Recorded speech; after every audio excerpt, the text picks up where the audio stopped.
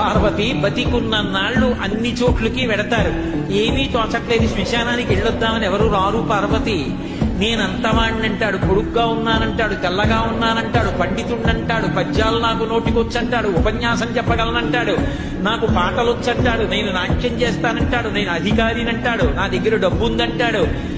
నేను పాట పాడగలనంటాడు. ఇన్ని ఉన్నాయనుకున్న వాడిలోంచి ఊపిరి బయటికి వెళ్ళిపోయిన తరువాత వాడిని తీసుకెళ్లి 4 కొత్త కర్రల మీద పడుకోబెట్టి చాప చుట్టి తాడు కట్టి పైన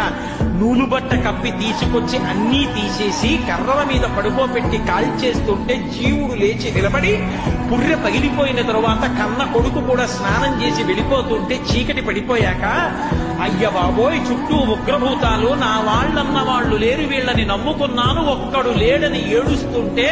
నేనున్నాను రా అని చెప్పడానికి నేను కూడా లేకపోతే చచ్చిన వాడు 1000 మాటలు చచ్చిపోతారని అక్కడ ఉన్నారు పార్వతి.